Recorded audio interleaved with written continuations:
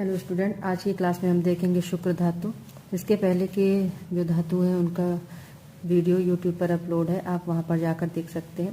तो चलिए स्टार्ट करते हैं शुक्र धातु। और शुक्र धातु सबसे लास्ट की धातु होती है, जो 7 धातु होती है उसमें सबसे जो अंतिम धातु होती है वो शुक्र धातु होती है। तो सबसे पहले शुक्र धातु में निरुक्ति देखते हैं। शुच धातु में रक प्रत्यय लगाने से शुक्र शब्द निष्पन्न हुआ है। ठीक है, तो शुच धातु है और रक प्रत्यय से शुक्र धातु निष्पन्न होता है, जिसका अर्थ होता है शुद्ध, निर्मल या प्योर। ठीक है, वीर्य विक्रांतों से वीर शब्द निष्पन्न हुआ है, जिसका अर्थ होता है विक्रांत अर्थात बल। तो हम देखते हैं कि जो शुक्र धातु है वो शुच और रक प्रत्यय लगाने से शुक्र धातु निष्पन्न होता है। वहीं वीर्य जो होता है, वीर्य विक्रांतों से वीर शब्द निष्पन्न होता है। तो वीर का अर्थ क्या होता है? विक्रांत अर्थात बल। आगे देखते हैं शुक्र धातु की व्युत्पत्ति। तो शुक्र धातु की व्युत्पत्ति किस महाभूत से होती है? तो शुक्र धातु जल महाभूत की अधिकता से उत्पन्न हुई है। शुक्रम आप्यम अर्थात शुक्र धातु जल महाभूत की अधिकता से उत्पन्न होती है। तो अभी हमने पिछले क्लास में देखा था मज्जा धातु की उत्पत्ति कौन से महाभूत से होती है। तो मज्जा धातु की भी उत्पत्ति जल महाभूत से होती है। क्ले सुच क्लेदे अर्थात जो क्लेदन करे, जो गीला करे, अतः जल महाभूत से ही उत्पन्न होता है। शुक्र धातु का पर्याय क्या है? तो शुक्र धातु का पर्याय है शुक्रम तेजो रेतसी च बीज वीर्य इंद्राणी च अर्थात शुक्र को तेज, शुक्र धातु को तेज बोलते हैं। रेतस बीज वीर भी कहा जाता है। तो इसको याद करने का तरीका है, कभी ऐसे होता है कि हमें पर्याय भूल जाता है। तो रेत में तेजी से बीज बो रहे हैं, रेत है, रेत में तेजी से बीज बोते हैं। ठीक है, तो ये आपको ऐसे याद करने का तरीका है, ये ऐसे लिखना नहीं है। शुक्र जो कि रेतस है या वीर नाम से कहा गया है, वह सीमेन है। ठीक है, बीज का अर्थ स्पर्म से लिया गया है। शुक्र धातु जो कि स्त्री एवं पुरुष दोनों में विद्यमान रहती है और प्रधान श्रेष्ठ सप्तम अंतिम धातु है, वह सेक्सुअल हार्मोन है। तो जो शुक्र धातु है वो दोनों में ही प्रेजेंट होती है, चाहे वो स्त्री हो और पुरुष हो, ये दोनों में ही रहती है और ये प्रधान रूप से रहती है और श्रेष्ठ होती है ना। ये सबसे अंतिम धातु होती है, यह सेक्सुअल हार्मोन होती है। शुक्र धातु का स्थान देखते हैं।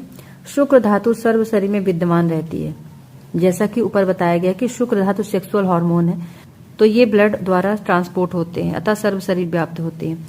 तो शुक्र धातु का जो स्थान है वो सर्व शरीर में होता है, पूरे शरीर में व्याप्त होती है और यह सेक्सुअल हार्मोन होता है जो ब्लड द्वारा ही ट्रांसपोर्ट होते हैं। महर्षि चरक जी के अनुसार रस इक्षो यथा दधिन सर्पिस तैलम तिले यथा सर्वत्र अनुगतम देहे शुक्रम संस्पर्शने तथा तत् स्त्री पुरुष संयोगे चेष्टा संकल्प पीड़नात् शुक्रम प्रच्यवते स्थान अज्जलम आर्दात पटादिव अर्थात जिस प्रकार इक्षु में रस इक्षो, दधि में घृत दधिन सर्पी, तैलम तिले तिल में तैल विद्यमान रहता है, उसी प्रकार स्पर्शनेन्द्रिय युक्त शरीर अंगों में सर्वत्र अर्थात संपूर्ण शरीर में स्पर्श ज्ञान युक्त अंगों में शुक्र विद्यमान रहता है। तो शुक्र कैसे विद्यमान रहता है शरीर में? जिस तरह से इक्षु में रस होता है, इक्षु मतलब गन्ना होता है, गन्ने में रस होता है, तो गन्ने को जब निचोड़ते हैं तब उससे रस निकलता है। दही में घृत होता है, तो दही ऐसे में दही में घृत दिखता नहीं है, जब दही को मथेंगे तब तो घृत निकलेगा। तिल से तेल निकालते हैं, तिल में तेल विद्यमान रहता है। उसी तरह पूरे शरीर में शुक्र विद्यमान रहता है, शुक्र व्याप्त होता है और संपूर्ण शरीर में जब जहां पर स्पर्श ज्ञान युक्त अंग होते हैं वहां पर शुक्र जो है वो रहता है। यह शुक्र स्त्री पुरुष के संयोग से चेष्टा सेक्सुअल एक्ट, संकल्प डिजायर, पीड़न द्वारा उसी प्रकार बाहर निकलता है जिस प्रकार आर्द्र वस्त्र को दबाकर निचोड़ने से जल का स्राव होता है। आर्द्र वस्त्र का मतलब होता है कि गीला कपड़ा। उसी प्रकार जब स्त्री पुरुष का संयोग होता है तो चेष्टा होती है, संकल्प होता है, पीड़न द्वारा जो शुक्र होता है वो बाहर निकलता है। बाल्यावस्था में शुक्र की उपस्थिति। शुक्र धातु बाल्यावस्था में उपस्थित रहते हैं, परंतु अव्यक्त रूप में रहता है।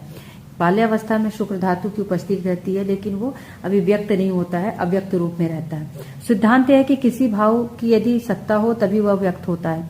तो जब किसी भाव की सत्ता होगी, जब किसी भाव की जरूरत होती है, तब वो भाव व्यक्त होता है। ठीक है, जैसे हम नॉर्मल है, लेकिन ऐसा कुछ चीज होता है कि जब हमें गुस्सा आती है तो उस समय हम वो भाव व्यक्त करते हैं। तो ऐसे ही कि जब जरूरत जिस चीज की होती है उस समय वो भाव व्यक्त होता है।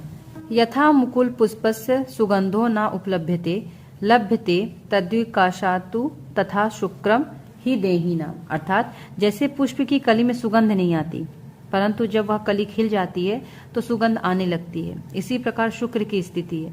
पुष्प की कली आती है तो उसमें सुगंध नहीं होती है ना, लेकिन ऐसा नहीं है कि उसमें सुगंध नहीं है। जब कली खिल जाती है तो उसमें से सुगंध आने लगती है। उसी प्रकार शुक्र की स्थिति है। पूरे शरीर में बाल्यावस्था में भी शुक्र जो है वो व्याप्त होता है, लेकिन जब समय आता है तब वो व्यक्त होता है।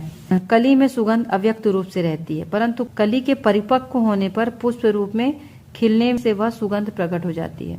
जब कली परिपक्व हो जाती है कि अब समय आ गया है पुष्प रूप में खिलने का, तब वह सुगंध प्रकट होती है। इसी प्रकार बालकों में भी यह शुक्र जो है वो अव्यक्त रूप में रहता है, पर जब समय आता है बाल्यावस्था से युवावस्था में आता है, तब युवावस्था प्राप्त होने पर जो है वो क्रियाएं प्रकट होती हैं और शुक्र धातु व्यक्त रूप में दिखता है। शुक्रधरा कला सप्तमी शुक्रधरा नाम या सर्व प्राणी नाम सर्व शरीर व्यापिनी। अर्थात सातवीं कला शुक्रधरा कला है, जो शुक्र को धारण करती है तथा सभी प्राणियों के सर्व शरीर में व्याप्त होती है। जैसे दूध में घी तथा गन्ने में रस व्याप्त रहता है, उसी प्रकार शरीर में सर्वत्र शुक्र व्याप्त रहता है। तो जो सातवीं धरा कला का नाम है तो वो शुक्रधरा कला है। ये कला जो है वो शुक्र का धारण करती है तथा सभी प्राणियों में सर्व शरीर में व्याप्त होती है। 7 कलाओं के बारे में हमने पहले की क्लास में देखा है। सुश्रुत ने 7 कलाओं का वर्णन किया है। तो मांस धरा कला, रक्त धरा कला, मेदो धरा कला, श्लेष्म धरा कला, पुरीस धरा कला, पित्त धरा कला और 7वीं कला कौन सी है? शुक्र धरा कला, जो हमने अभी पढ़ा है। आगे देखते हैं शुक्र धातु का प्रमाण क्या होता है। मस्तिष्कस्य अर्ध अंजलि शुक्रस्य तावदेव प्रमाणम। अर्थात मस्तिष्क का प्रमाण आधा अंजलि होता है। अर्धांजलि जिस प्रकार शुक्र का प्रमाण भी शरीर में अर्धांजलि होता है, तो मस्तिष्क का और शुक्र का प्रमाण क्या होता है? अर्धांजलि होता है, आधा अंजलि। मस्तिष्क से यहाँ शिरोगत स्नेह अर्थ लिया जाता है, तो यहाँ जो शिरोगत स्नेह होता है उससे मस्तिष्क को लिया गया है। आगे देखते हैं शुक्र व स्रोतस। स्रोतस मैंने फर्स्ट पार्ट में पढ़ाया है, उसका वीडियो यूट्यूब पर अपलोड है, आप वहां जाकर देख सकते हैं। तो ठीक है, देखते हैं शुक्र व स्रोतस। शुक्र वहां नाम स्रोतसाम वृषणो मूलम सेफश। अर्थात शुक्र व स्रोतसों के मूल या प्रभाव उत्पत्ति स्थान जो है वो वृषण एवं शेफ है। ठीक है, टेस्टिस और शेफ, पेनिस। आचार्य सुश्रुत जी के अनुसार शुक्र वहे द्वय तयोर्मूलम स्तनो वृषणोचा। अर्थात शुक्र व स्रोतसों के मूल दोनों स्तन और दोनों वृषण होते हैं।